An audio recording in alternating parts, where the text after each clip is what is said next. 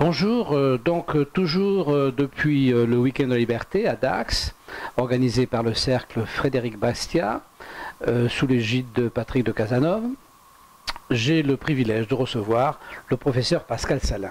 Alors le professeur Pascal Salin est un professeur d'économie qui écrit beaucoup, qui pour moi est la quintessence du libéralisme. Alors, ce que je trouve extraordinaire, professeur, et puis après je vais vous laisser parler, mais je vais quand même vous dire ce que je trouve extraordinaire, c'est que quand on vous écoute, et d'ailleurs est enregistrée toute la présentation qu'a fait le professeur Salin tout à l'heure, donc vous la trouverez sur le site du cercle Frédéric Bastiat.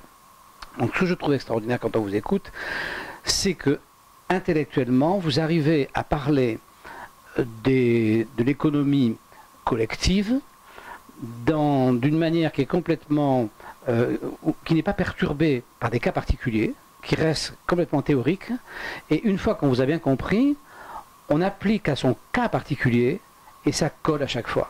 Et ça, c'est extraordinaire, parce que souvent, on a des présentations qui ont l'air, je dirais, scientifiques, mais qui en fait sont un peu partielles. Et étant un peu partielles, elles ne s'appliquent pas à tout, alors on est un peu en difficulté. Et là, je trouve que c'est magique. Alors, il y a une question que je voudrais vous poser, une question, je ne sais plus, là j'étais étudiant quand même, hein, bon, mais enfin, ça pourrait être une question peut-être d'étudiant. Le capital, pour vous, c'est quoi le capital? Le capital, en règle générale, le capitalisme, en règle générale, est-ce que c'est strictement un élément de l'économie ou est-ce que c'est plus général? Je vous dirai pas, moi après je vous dirai ce que je pense, si nous pensons la même chose. Oui, je vous remercie de ce que vous dites. Permettez-moi juste un petit commentaire. C'est qu'effectivement, la science économique, bien souvent, est présentée comme étant scientifique si elle développe une espèce de mécanique des quantités globales, etc. Je pense pour ma part que ce qui est important, c'est de se référer au comportement individuel.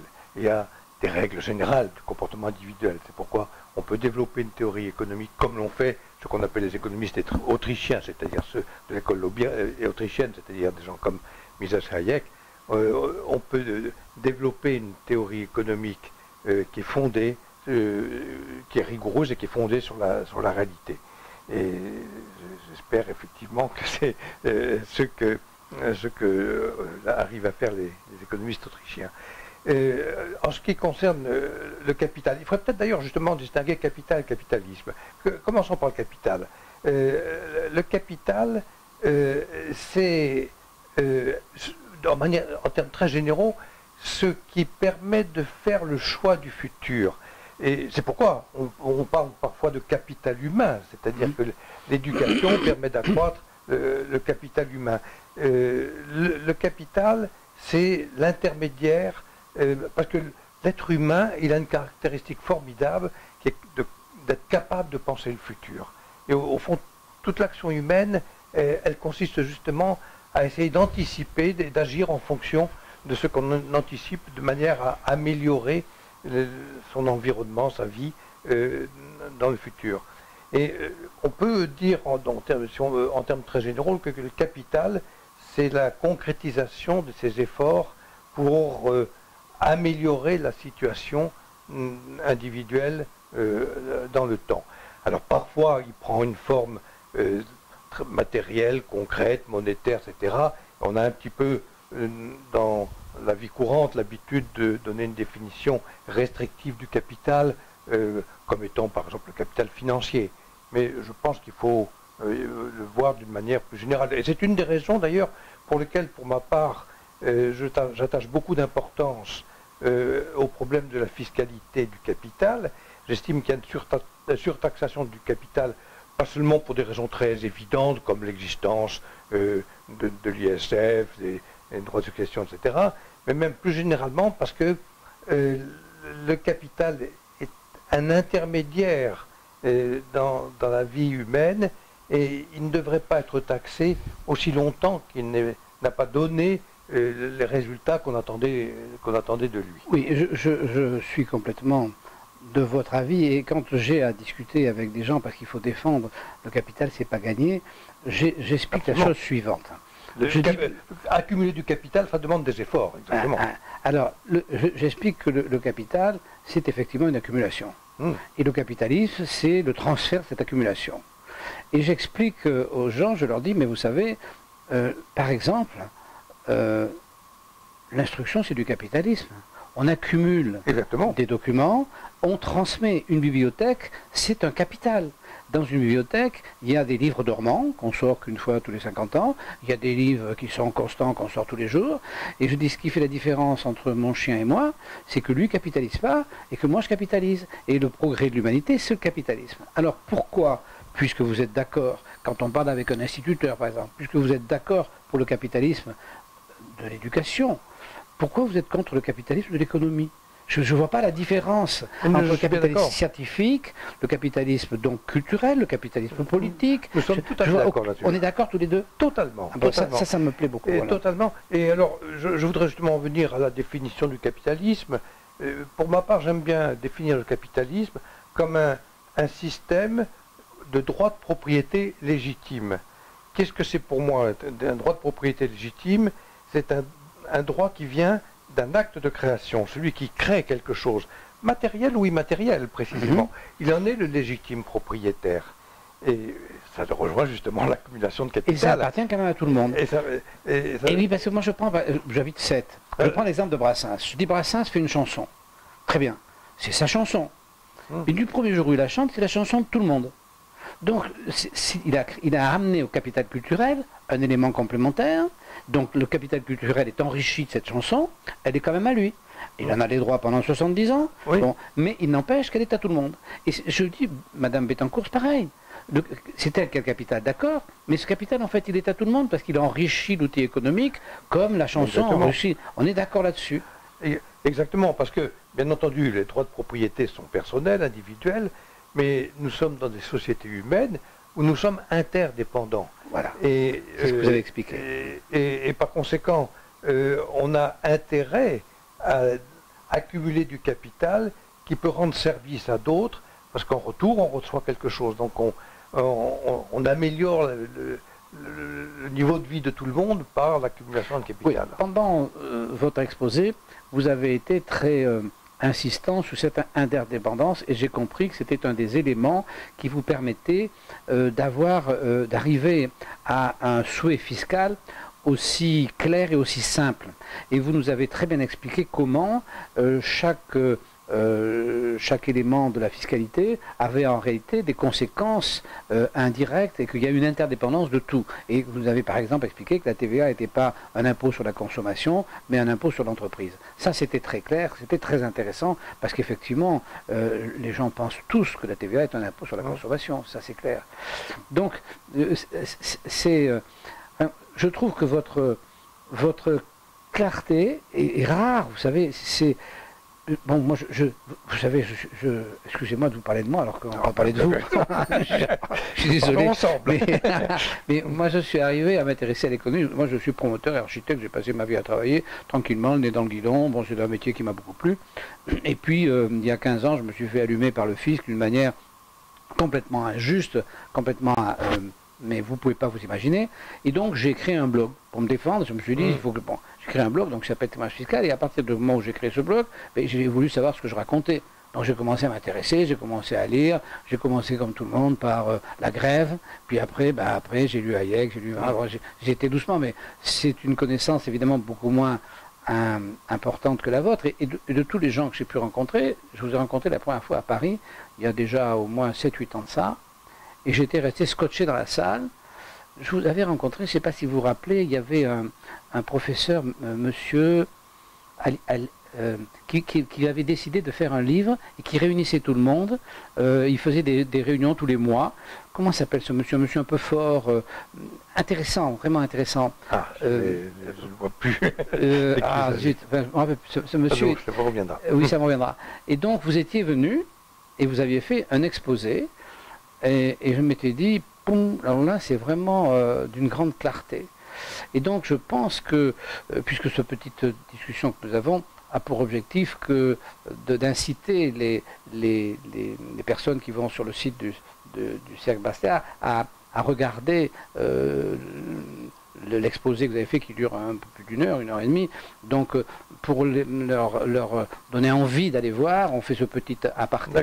Et donc je pense que les gens sont troublés par cette simplification que vous amenez. Parce que je pense que c'est objectivement troublant.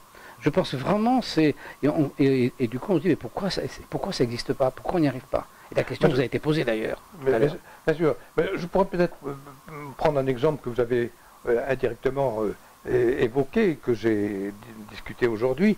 Tout le monde considère comme normal d'avoir un impôt sur le revenu progressif qui consiste à imposer des taux beaucoup plus élevés pour ceux qui ont des revenus élevés que ceux qui ont des revenus faibles ou moyens. Et on ne se rend pas compte que précisément à cause de l'interdépendance des êtres humains, eh bien, en faisant cela, non seulement on fait un acte de répartition arbitraire, mais en plus on nuit à tout le monde. Parce que on devrait comprendre de manière quand même évidente, et pour moi c'est un mystère que ça soit si peu compris, on devrait comprendre que c'est l'intérêt d'un salarié, quel que soit son revenu, même s'il a un revenu très faible, que d'être associé dans la production, dans l'entreprise où il est, à un capital important. Car l'accumulation de capital permet d'accroître sa productivité, donc son salaire.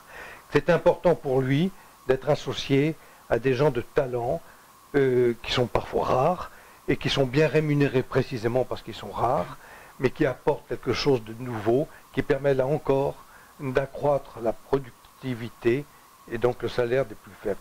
Nous sommes tous interdépendants dans une société. C'est quelque chose d'admirable en un sens. Et il faudrait arrêter cette lutte de tous contre tous qui est plus ou moins inspirée par le marxisme, comme si toute la vie humaine était faite d'une exploitation. La seule exploitation que je connais, c'est celle des êtres humains par l'État, parce que l'État, il joue de la coercition. Et c'est lui qui a les fusils. C'est lui qui a les fusils, c'est clair. Quand il y a la coercition, bien entendu, il y a exploitation, il y a spoliation, etc. Et je serais tenté de dire que, par nature, l'impôt est une spoliation. Par contre, dans une économie libre, les individus ils sont différents, ils se spécialisent en fonction justement de leurs différences, de leurs objectifs, de leurs goûts, de leurs capacités. Et il y a cette complémentarité entre les êtres humains qui fait que tout le monde gagne à travailler ensemble, à échanger, etc. Et donc il est dangereux de punir certains a priori en les mettant dans des catégories. Le libéral, il refuse de mettre les gens dans des catégories. Il respecte tout le monde. Et il souhaite que tout le monde puisse réaliser sa vie au mieux. Bien sûr. C'est sûr que ça fait beaucoup de peine de voir des gens qui n'ont pas de plaisir dans leur travail. Parce que même diminuer à 35 heures à s'embêter, oui, c'est énorme. Je veux dire qu'il vaut mieux se faire plaisir. Donc je pense que, et ce qui est terrible, c'est que, quel que soit le travail, objectivement, quand on le fait, on est content d'avoir fait. Les gens sont mécontents parce qu'ils ne le font même pas. Mais enfin, moi j'étais pas un bon élève, je l'ai dit, hein, mais moi je vois mes enfants qui ont bien travaillé à l'école, parce que j'étais motivé pour ça, ben, il fallait leur expliquer, et il y avait des jours où ils n'avaient pas envie de bosser, mais vas-y, commence, dans 10 minutes tu seras content d'y être. Et c'est vrai, on n'a pas envie, mais au bout de 10 minutes on est content d'y être. Et donc, si vous voulez, c'est vrai que comment dire, le vrai partage des hommes entre eux, c'est dans le travail, c'est pas dans la fête. C'est toujours décevant la fête, hein. Mais c'est fou. Et alors, les gens veulent faire la fête et ils ne veulent pas travailler. Oui. Et c'est ça qui est fou, alors que c'est beaucoup plus agréable de travailler. Il se passe quelque chose entre les gens qui travaillent. Il ne se passe rien entre les gens qui font la fête. Bien sûr. Hein. Mais on leur apprend aussi justement à désirer cela, parce qu'on leur dit par exemple, l'âge de la retraite, il est assez tôt. Vous serez financé par les autres, donc on vit au alors à propos, tout à l'heure c'est venu sur le tapis l'histoire de la retraite, et dans la retraite qui serait donc par capitalisation, l'angoisse c'est qui va s'occuper du capital, et est-ce qu'il va s'en occuper comme il faut, parce que une fois que vous avez donné votre capital à quelqu'un, alors dans la retraite par répartition vous êtes volé, bon on n'en parle plus, bon, donc ça c'est, on évacue, mais dans le problème par capitalisation, vous donnez votre économie à X. Et X, si c'est l'État, vous êtes absolument sûr d'être volé. Ah, ben, bien sûr. Hein, mais il ne faut pas que ce soit l'État. Il faut qu'il y ait une grande diversité il faut la système. concurrence. Il faut la concurrence, exactement. Mais alors, il y en a qui vont mal choisir, qui vont se faire entuber quand même. Mais éventuellement, vous choisissez, c'est un risque, vous choisissez de gérer vous-même ce capital, ou vous le confiez à un fonds spécialisé, à une banque, etc. Il y a des milliers de moyens possibles. C'est le résultat d'un choix personnel. Mais bien sûr, un choix personnel peut toujours être un échec. Je reviens sur ce que vous disiez à propos du travail. Les êtres humains, ils sont faits pour travailler, c'est sûr. Et ça fait partie de leur nature, parce que leur nature, c'est d'être des créateurs. Et par le travail, on crée quelque chose. Et je suis bien d'accord avec vous que parfois, il y a des gens qui n'aiment pas leur travail, énormément, etc. Cette difficulté, me semble, serait atténuée s'il y avait une très grande mobilité, une très grande flexibilité. Si par exemple quelqu'un qui n'était pas satisfait dans une entreprise, qu'il ait raison ou qu'il ait tort, c'est personnel comme jugement, n'est-ce pas? On n'a pas jugé s'il a raison ou tort. S'il n'est pas content dans cette entreprise, il part, il va chercher autre chose. À notre époque, où il y a un chômage élevé, un tas de réglementations, etc., on a peur, on va rester là où on a un revenu, au besoin, on va mal travailler, on va essayer de saboter même le travail, ce qui ne donne pas de satisfaction de saboter, et d'autant plus que l'on sait qu'il y a des réglementations qui vous permettent de rester dans l'entreprise même si vous ne faites pas bien votre travail. Donc on a de ce point de vue-là créé des mentalités malheureusement très différentes de ce que pourrait être la réalité. Nous avons ensemble assisté à la présentation sur le Bitcoin, là. Ce que j'ai trouvé dans cette affaire tout à fait exceptionnelle, c'est qu'on ne pouvait pas faire de crédit. Parce qu'en réalité, les gens ne sont pas mobiles à cause du crédit. La plupart des gens, enfin, moi je vois les gens simples, les gens à qui certains j'ai construit des maisons, etc. Je vois les gens, ils sont condamnés, prisonniers de leur banquier. Ils sont prisonniers de leur impôt et de leur banquier. Les gens, ils ont une marge de manœuvre assez petite. Mais peut-être surtout de l'impôt, parce que si par exemple vous n'aviez pas de taxes sur les transactions immobilières, de taxes sur les plus-values, etc., absolument, les gens changeraient beaucoup plus facilement de logement, on est sûr. Ils rembourseraient le crédit qu'ils ont plus de leur banque.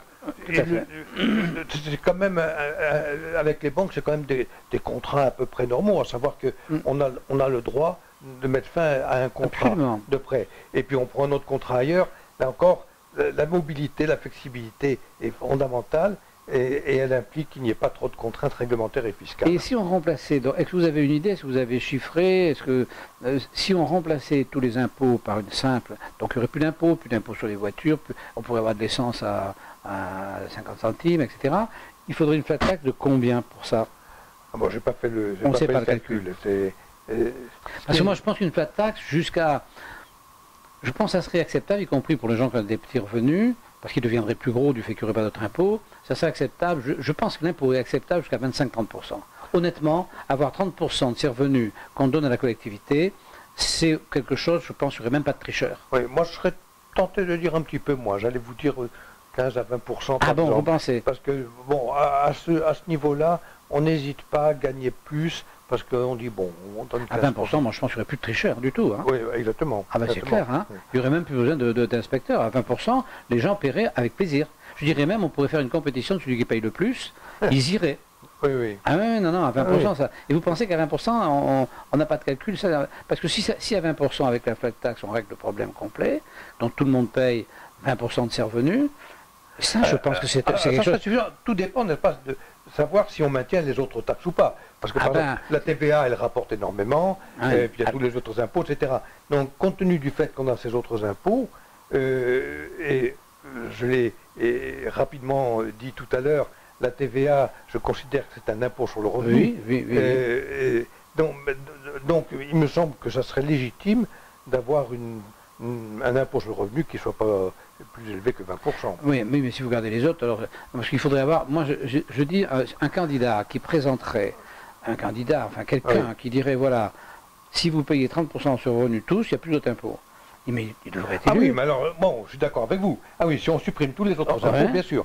Ce qui veut dire, il est élu, là. Ce qui veut dire qu'on réduirait le train de vie de l'État. La taille de l'impôt de l'État par rapport à ce qu'elle est Oui, actuellement. oui. N'oublions pas quand même qu'à la veille de la Révolution, les gens trouvaient que la fiscalité était un petit peu élevée. Si j'ai bonne mémoire, c'était de l'ordre de 10% et même pas, n'est-ce pas? Ah ouais. 5 à 10%. Et pendant tout le 19e siècle, ça a été des montants de ce genre. Donc l'État arrive à fonctionner quand même avec 10% du PIB en impôts. Donc le taux, imaginons une situation où il y aurait une flat tax, ce que je souhaiterais d'ailleurs, parce que et puis qu'il n'y aurait pas d'autres impôts. Oui. Les gens sauraient exactement ce qu'ils payent, Oui. ce que l'État leur coûte, ils seraient capables de juger si ça vaut la peine ou pas. Ça serait une bonne réforme certainement de supprimer tous ces impôts qui sont plus ou moins des impôts cachés, qu'on ne sait pas qu'on les paye. Et si on avait un État qui était limité à, disons, 20%, justement, eh bien... Oui. Moi, je pense que jusqu'à 30%, honnêtement, enfin moi j'ai travaillé toute ma vie, à 30% j'aurais été payé mes impôts avec plaisir. Oui. Si j'avais pas eu d'autres impôts. Oui. J'aurais été payé, sans autres sûr. impôts, mais j'aurais été payé mes impôts avec plaisir. Bien sûr. Ah oui, mais il n'y a pas de problème. Donc si vous voulez, c'est sûr que c'est une chose qui serait... on n'arrive pas à comprendre. En réalité, qu'est-ce qui se passe? Le problème, en réalité, c'est que la vie c'est difficile quand même. Et que donc, il y a des gens qui disent... Moi, j'aime beaucoup votre expression des hommes de l'État. J'ai deux expressions que j'aime beaucoup chez vous, c'est les hommes de l'État et l'abstraction. C'est deux choses qui... Bon.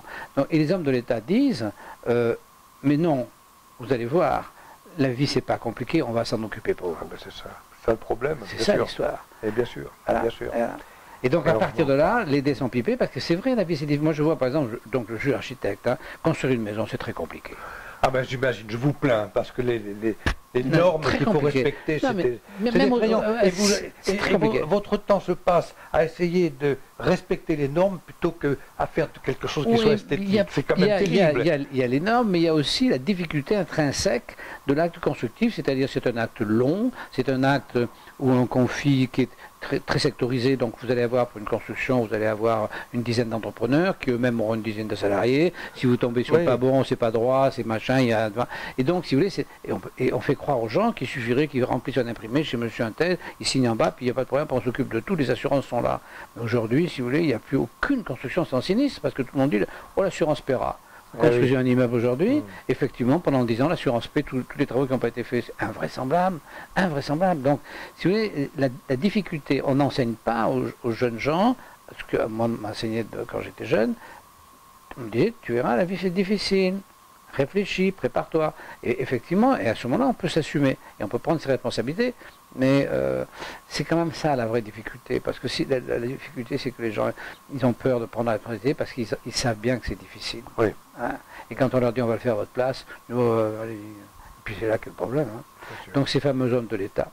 Mais écoutez, professeur, merci d'avoir la gentillesse d'être venu. J'ai eu plaisir à débattre avec vous. Je crois que nous convergeons. Bon, ah oui, complètement. Enfin, non, je suis votre disciple, alors on ne peut pas converger. J'ai pas cette prétention. Non, je suis votre disciple. Vous avez votre expérience vitale sur laquelle vous avez. Voilà.